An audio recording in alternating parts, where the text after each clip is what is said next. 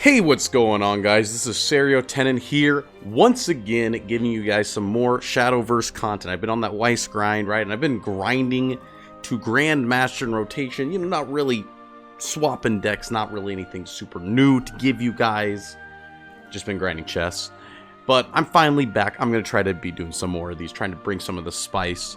And, you know, someone out there on Shadowverse wins, God bless their souls, because they were strong enough to be climbing the unlimited ladder with Heal Haven. And this is the list right here. I've been playing it some, and actually by quite a bit.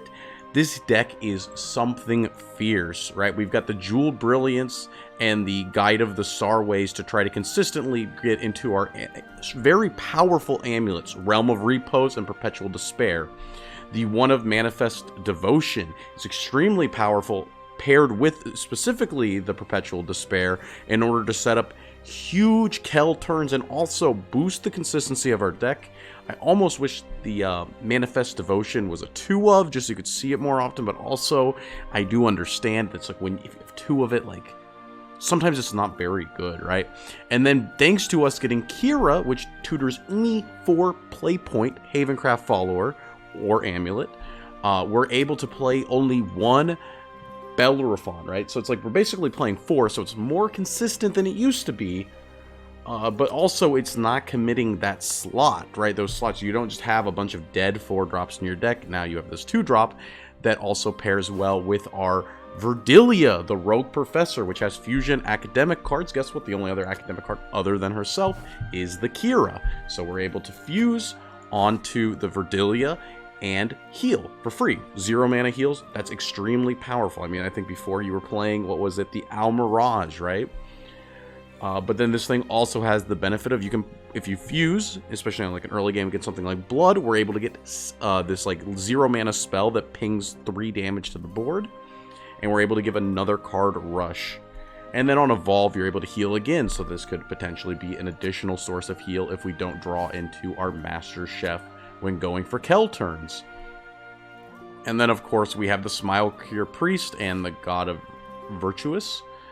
Both of these are good, cheap heals. Actually, this is less so. This is more of just like a 1 mana heal in your hand. Also can increase your maximum health if that's relevant. Some combo decks can only deal 20 damage. This can put you over that threshold. And then you also have a come and play effect where it's like a lingering heal 1 at end of turn, sometimes important for Kell. I find that if you're putting this down on 5 in Unlimited, it's got to be the Mirror or it's pretty awkward. And then, of course, we have our cheap Accelerates. And other than that, yeah, that's the deck. Important thresholds, single Kell is 10 heals, almost impossible. But if you evolve a Belf, it's 7. 7 is actually doable, especially something with that combo, right, with the Manifest Devotion. And if you get double Kell and you've evolved a Belf, it is only 4 heals to kill your opponent from 20 health, and it goes under not everything. I think Rune plays Force Barrier sometimes. I think that Rune is actually unbeatable regardless.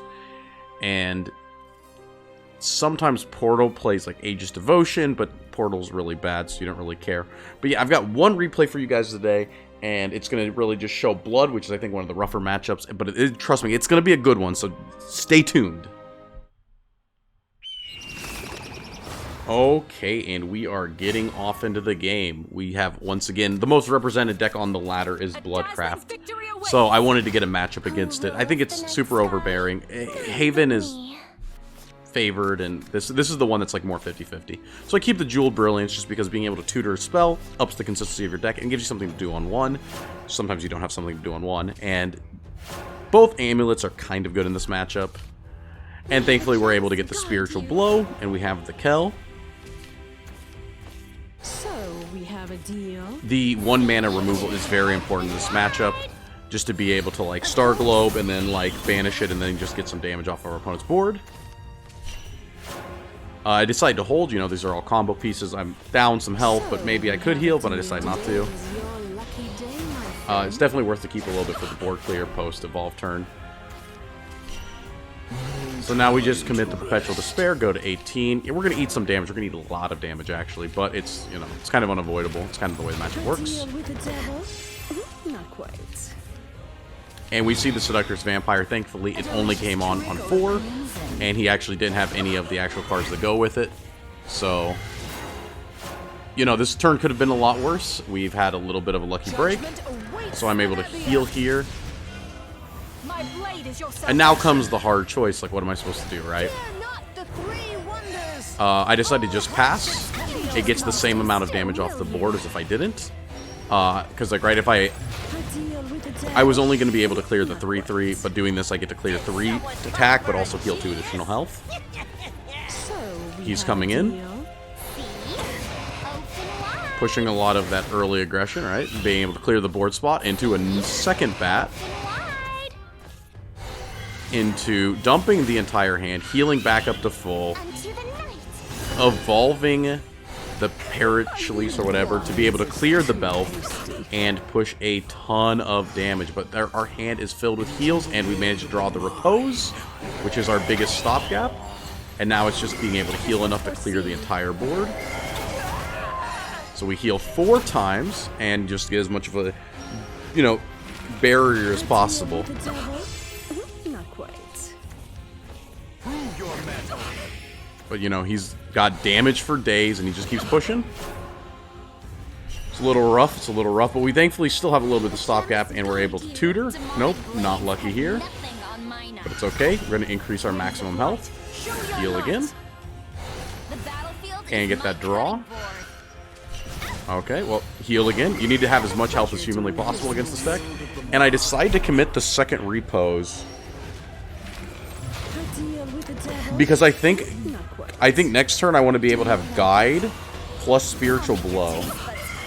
I think that was my thought. I need to be able to Guide plus Spiritual Blow because of the way the amount of heals I have set up are. Okay, I go for this line. I'm not pulling punches. I think this is just to heal as much as humanly possible. And I trade in order to clear my own board. And I decide to just leave the 3 attacker up. It's a little greedy. But he has the 1 card in hand, so I'm just like, hopefully it doesn't kill me. Full Moon Leap. It's a little spooky.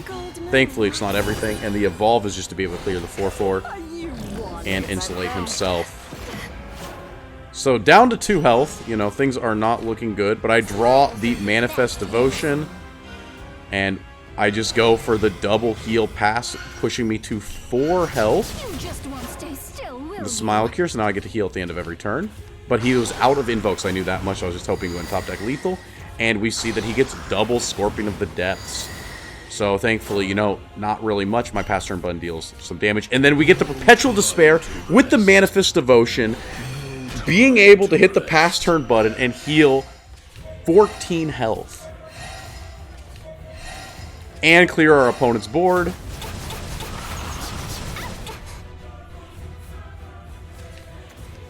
So, it was a long game, but at the end of the day, the Heal Haven list has so much, it just like has such a big stopgap into this meta that like you can sometimes seal these games.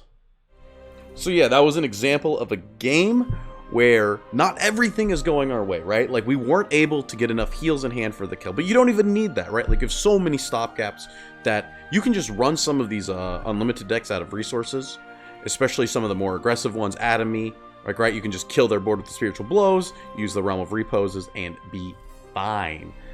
But yeah, that's it for this one. Let me know if you guys like it. If you do, I want to be providing you guys with more insane content like this going forward. Until next time.